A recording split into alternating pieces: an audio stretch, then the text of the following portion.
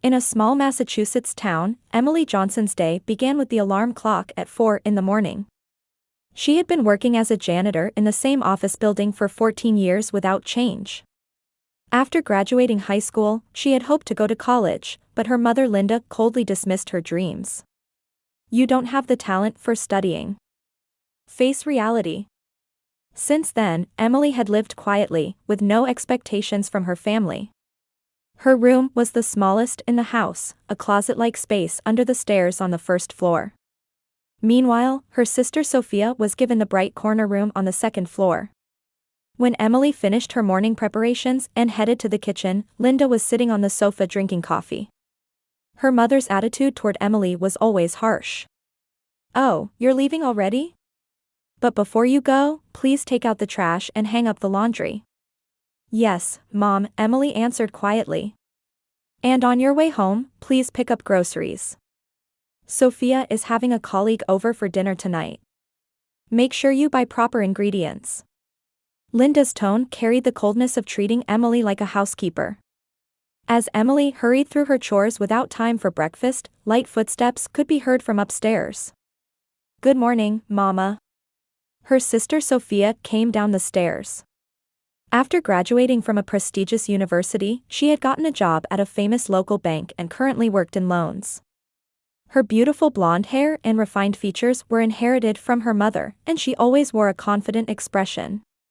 "Good morning, Sophia. Today's an important day." Linda's face suddenly brightened. "Yes, tonight's dinner party will definitely be a success. Emily, make sure you buy high-quality ingredients. I don't want to embarrass myself in front of my colleagues." Sophia looked down at Emily with condescending eyes. It was hard to believe they were sisters who grew up in the same house. Their treatment was so different. Emily just nodded without saying anything. "You really are excellent, Sophia. Emily should learn from you," Linda said deliberately loud enough for Emily to hear. After Emily left for work, her cell phone rang in the afternoon. Seeing the name on the screen, a rare smile crossed her face. "Dad." "Emily, how are you doing?" came the gentle voice of Michael Johnson from the other end. Her father worked as a manager at a major corporation and had been living alone for work for 3 years. The monthly phone calls from her father were Emily's only source of emotional support. "I'm fine. How's your health, Dad?" "Thank you, I'm fine. Work is tough, but thinking of you all keeps me going." "Are Mom and Sophia doing well?" Emily hesitated. She had never told her father the real situation at home. She knew that her mother and sister acted completely differently in front of him. "They're both fine. Sophia seems busy with work." "I see. Don't push yourself too hard, Emily. You're such a kind girl. I'm proud of how you always think of the family." Tears welled up in Emily's eyes at her father's words. She believed with all her heart that this kindness was genuine. "Thank you, Dad." After hanging up, Emily quietly wiped away tears in the workplace restroom. Her father was the only person who truly understood her. That evening, when Emily returned home with expensive groceries, Sophia's colleagues were chatting happily in the dining room. As she helped prepare food in the kitchen, she listened to the laughter coming from the living room. "What kind of work does Sophia's older sister do?" one of the colleagues asked. Linda immediately answered. "Oh, Emily works in cleaning." "Well, everyone has their strengths and weaknesses. A high school graduate janitor is honestly embarrassing," Sophia said with a laugh. "But someone has to do those jobs." Emily's hands stopped as she washed dishes in the kitchen. This was the first time she had been spoken of so blatantly humiliatingly in front of the family.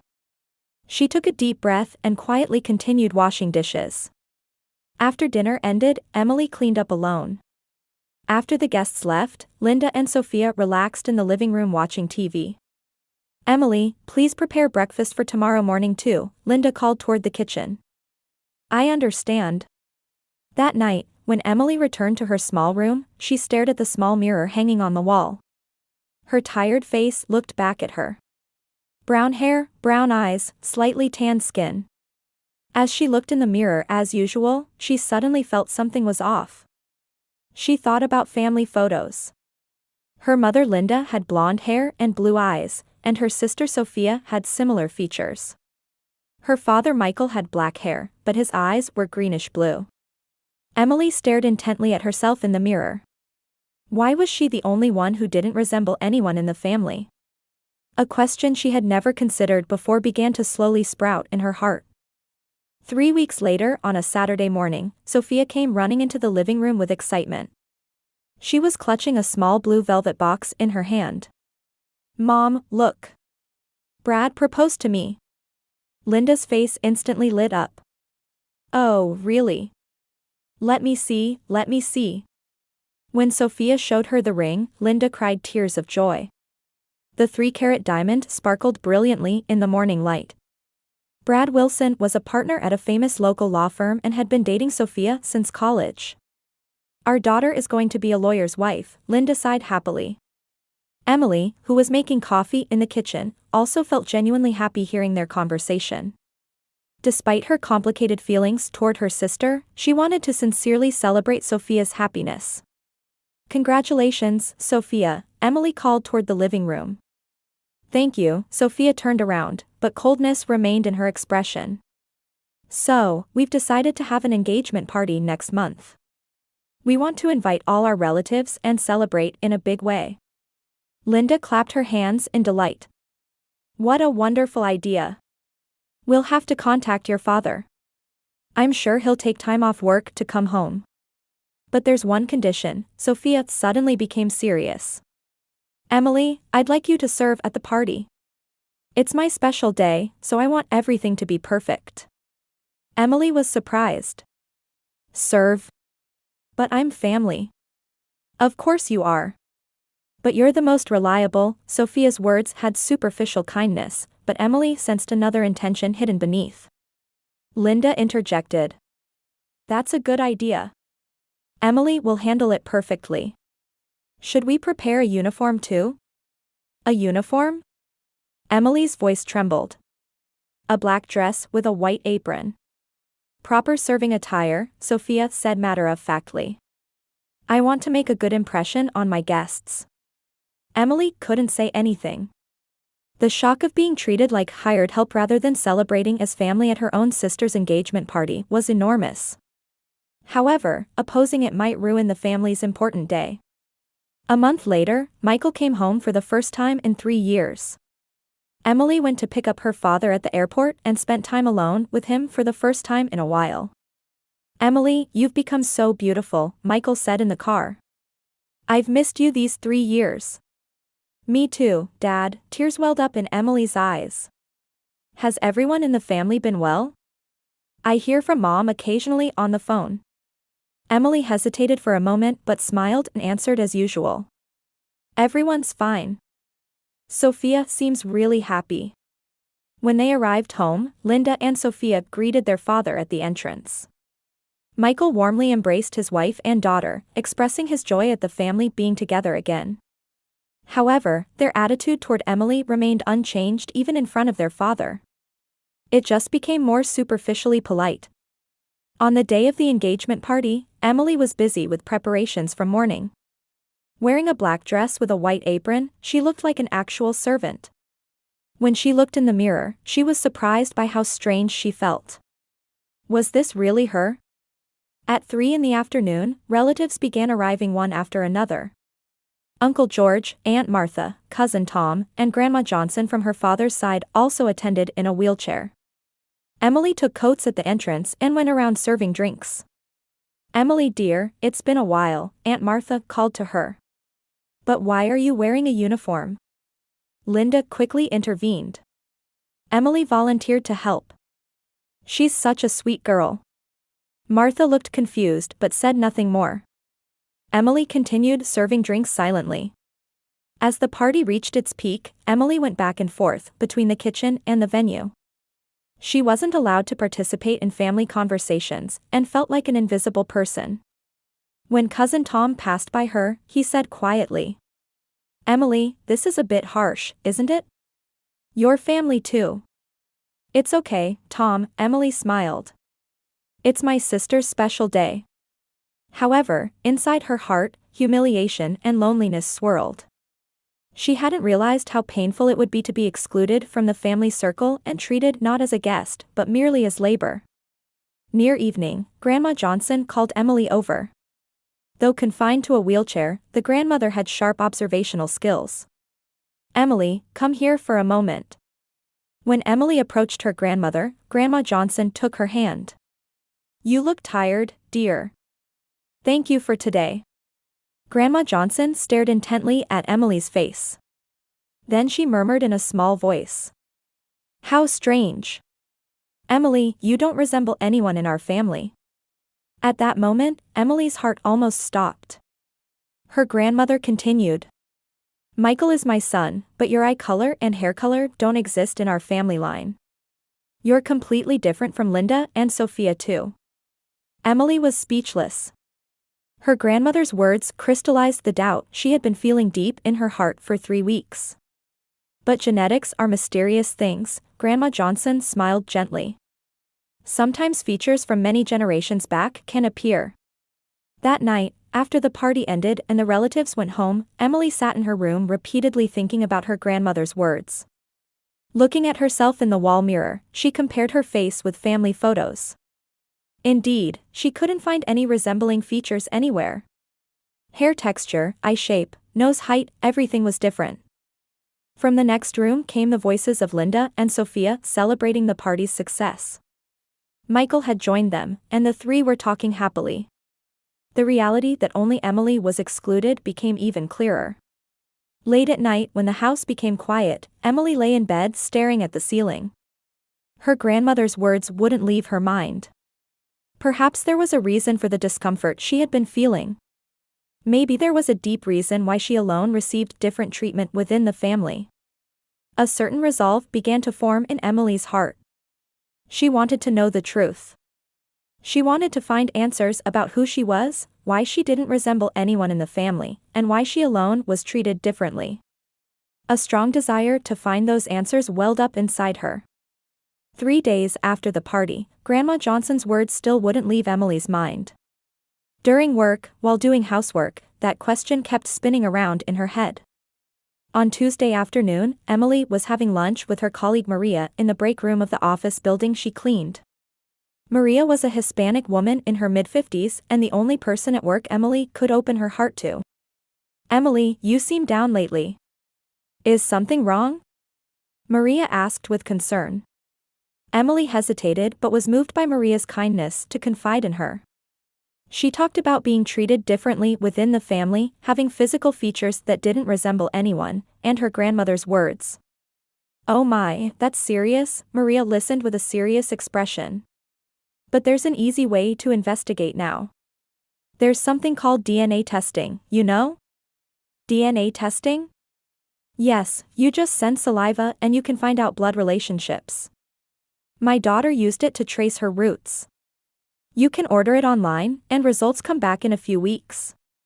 Emily learned about this method for the first time. "Can you really do that?" "Of course. If you want to know the truth, it's worth trying. But depending on the results, you might be shocked, so you need to be prepared." That night, Emily opened her laptop in her small room. When she began researching DNA testing, she discovered many companies offered this service. The price was within reach. However, she hesitated when she realized she would also need family samples. How could she collect DNA samples from her family? She couldn't ask Linda, Sophia, and Michael directly. It was still just suspicion, and if she was wrong, it might create irreparable rifts in family relationships. The next night, Emily secretly put her plan into action.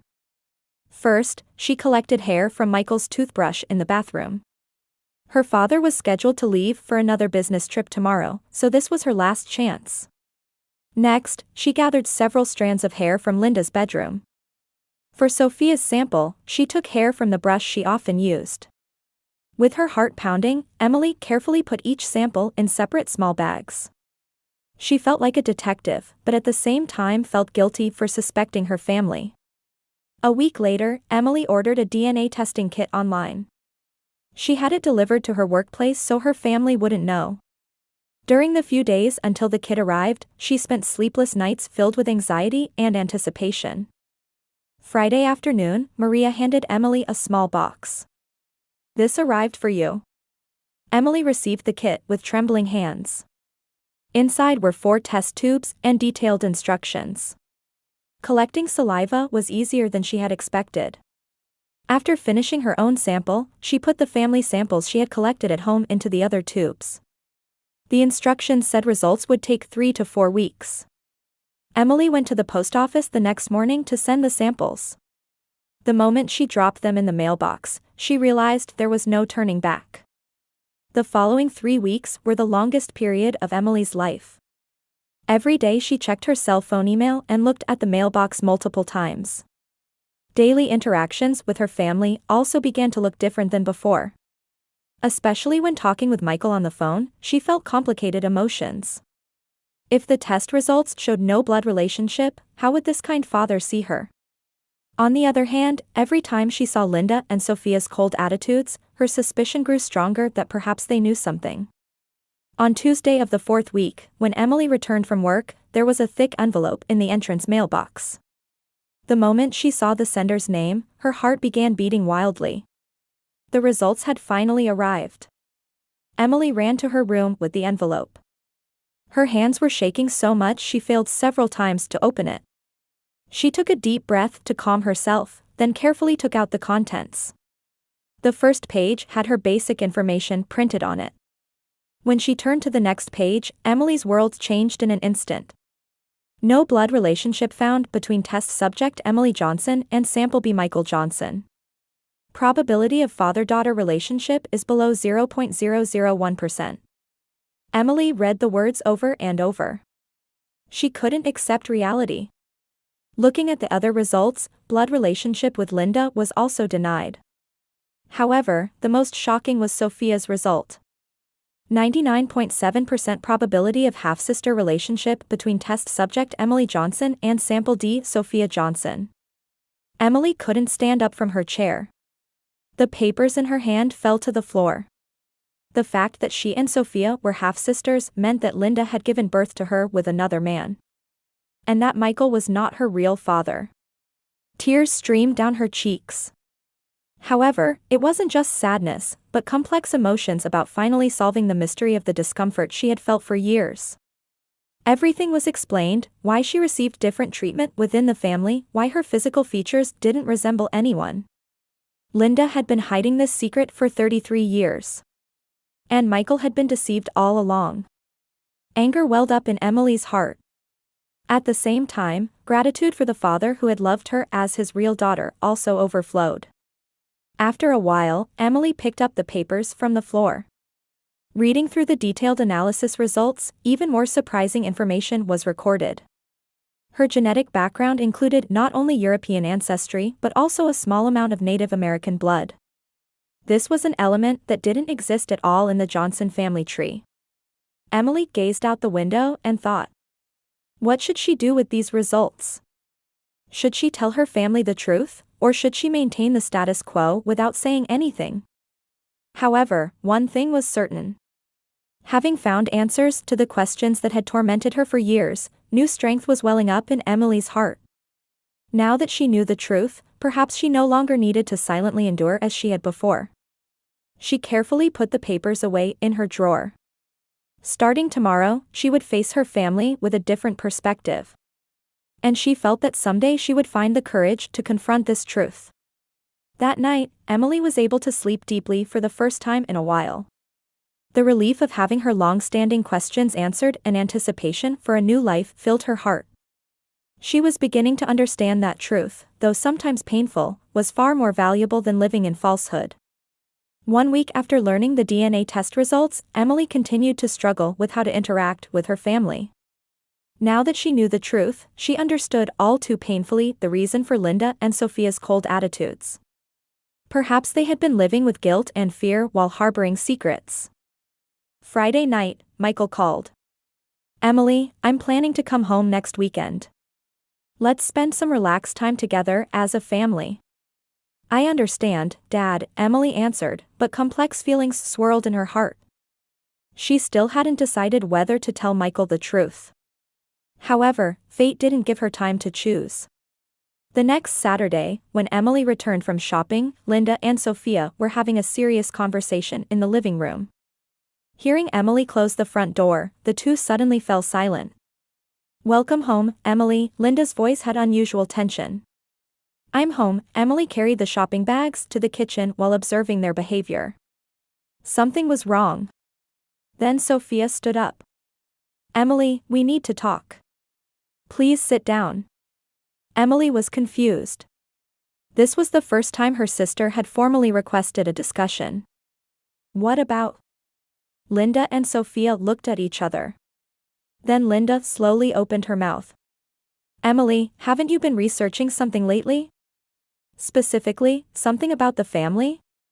Emily's heart began beating wildly. "What do you mean?" "Don't play dumb," Sophia's voice became sharp. "We know you received a DNA testing kit at work." Emily was astounded. "How did you?" "It was Maria," Linda said coldly. "She's the daughter of an old friend of mine. She contacted me out of concern. She said you were having doubts about the family." Emily felt betrayed. She never imagined that Maria, whom she trusted, had been reporting to her mother. "So, what were the results?" Sophia asked directly. Emily hesitated for a moment but realized it was impossible to hide it any longer. "What you're thinking." Linda's face went pale. "Emily, that is. Dad and I have no blood relationship. But Sophia and I are half-sisters." Emily's voice trembled but she spoke clearly. "That means, Mom, you had an affair 33 years ago and gave birth to me." Heavy silence filled the living room. Linda covered her face with her hands, and Sophia stared at the floor. Finally, Linda began speaking in a trembling voice. "Emily, I was young. Michael was always working and rarely home. I don't want to hear excuses." Emily's voice grew stronger. "What I want to know is the truth. Who is my real father?" "Robert Harrison," Linda answered in a small voice. "He was a colleague of Michael's at the company. But he died of cancer 10 years ago." Emily leaned back in her chair. Her real father was no longer alive. Sophia spoke up. "Emily, we were just trying to keep the secret. We didn't want to destroy the family." "Didn't want to destroy the family?" Emily stood up. "You've never treated me as family. You were embarrassed that I was a janitor, treated me as a servant, ignored me as if I didn't exist. And now you talk about family?" "That was..." Sophia started to say, but Emily interrupted. "You never loved me once. That's because I'm a child with no blood relationship, right? But Dad was different. Dad loved me as his real daughter. Blood relationship didn't matter." Linda began crying. "Emily, please. Don't tell Michael. He doesn't know anything.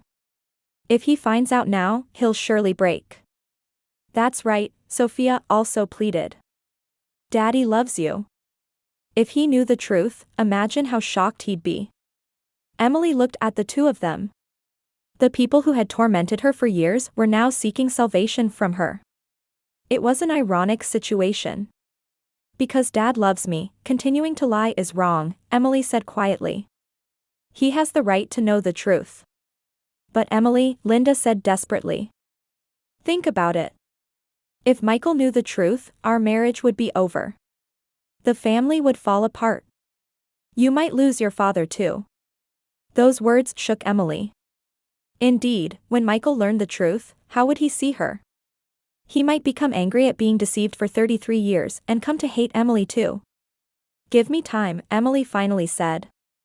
"I can't decide immediately." "Emily, please," Sophia stood up and took her sister's hand. "We may have done terrible things. But we want to protect the family." Emily shook off her sister's hand. "What you want to protect isn't the family, but your own secrets." That night, Emily sat alone in her room, continuing to think. Looking at the DNA test results carefully stored in her drawer, she wondered what she should do from now on. The next Sunday, Michael called. "Emily, I'll be home Friday. I want to eat your home cooking for the first time in a while." "Dad," Emily said impulsively. "I have something important to tell you." "What is it? Can't you tell me over the phone?" Emily hesitated. "It's something important that I can only talk about in person." "I understand. I'm looking forward to Friday, Emily." After hanging up, Emily made her decision. Regardless of what Linda and Sophia thought, Michael had the right to know the truth. He had lived as a false father for 33 years. But at the same time, for 33 years, he had loved Emily as his real daughter. That love wasn't fake. There was a heart-to-heart connection deeper than blood relationship. Monday morning, Emily declared to Linda and Sophia, "I'm going to tell Dad everything on Friday. You should be there too. This is the whole family's problem." Linda covered her face and cried, while Sophia showed a desperate expression. However, Emily's resolve was firm. "Emily, one last request," Linda said tearfully. "No matter how terrible a mother and sister we've been, please don't hurt Michael." "I don't intend to hurt Dad," Emily replied. "But truth sometimes comes with pain. Even so, I think it's far more valuable than lies." Friday evening, Michael came home after 3 weeks away. Her father, who came straight from the airport, embraced Emily with his usual warm smile. "Emily, I'm so happy to see you. What did you want to talk about?" The 4 family members gathered in the living room. Linda sat with a pale face gripping her hands, and Sophia sat anxiously on the edge of the sofa. "Dad, please sit down," Emily took a deep breath. "I have something important to discuss." Michael saw his daughter's serious expression and sat in the chair, confused. "What's wrong? Everyone looks so serious." Emily took out the DNA test results she had carefully stored in her drawer. "Dad, I had a DNA test done. I want you to see the results." "A DNA test? Why would you do that?" Michael tilted his head. "I had always wondered why I didn't resemble anyone in the family." Emily handed the papers to Michael. "The results showed that we have no blood relationship." Michael took the papers and turned the pages with trembling hands. As he read through the test results, his complexion gradually changed. "What does this mean?" Michael stared at Linda. Linda stood up and knelt before her husband. "Michael, please listen. I was young and foolish. You were busy with work, and I was alone. Robert," Michael's voice became low. "You had Emily with Robert Harrison." I'm sorry," Linda continued, apologizing through tears. Michael stood up and walked around the room. The shock of 33 years of believed reality crumbling was immeasurable. However, after a few minutes, he stood in front of Emily. "Emily," Michael's voice was quiet but had firm resolve. "You are my daughter. Whether there's a blood relationship or not, that doesn't change." Tears overflowed from Emily's eyes. "Dad. For 33 years, I've loved you. I heard your first words, watched your first steps, attended your school performances. When you had a fever, I stayed up all night taking care of you. Those memories aren't fake. You are my precious daughter." Michael embraced Emily. "Thank you for telling me the truth. It was a brave thing to do." Sophia said tearfully, "Daddy, please forgive us. We've done terrible things to Emily too." Michael looked at Linda and Sophia with a stern expression. "Not only did you deceive me for 33 years, but you didn't treat Emily as family. That's unforgivable." "But Daddy," Sophia pleaded. "I want you to leave." Michael's decision was clear. "This house belongs to Emily and me. It's time for you to take responsibility for your choices." The next morning, Linda and Sophia packed their belongings and left the house. Linda approached Emily one last time. "Emily, I'm sorry I couldn't love you. But that was because of my weakness. You've grown into a wonderful person." A week later, something interesting happened. Emily's cell phone rang from an unknown number. Is this Emily Johnson? I'm David Harrison, brother of the late Robert Harrison. Emily was surprised. The DNA testing company contacted me. They said you're my late brother's daughter. If it's all right with you, I'd like to meet. Emily thought for a moment before answering. I'm sorry, but I don't intend to meet. I already have a family. After hanging up, Emily reported to Michael. Dad, was that the right choice? I respect your choice, Emily, Michael smiled. Family isn't determined only by blood relationships. It's determined by love and bonds. Several months passed. Emily continued her janitorial work while beginning to study business administration at night school. Michael helped with the expenses. You have wonderful potential, Michael often said. Age doesn't matter. Pursue what you want to do. One evening at dinner, Michael said to Emily, actually, I've decided to take early retirement from the company. I want to spend more time with you. But what about your work, Dad? I've learned there are things more important than work.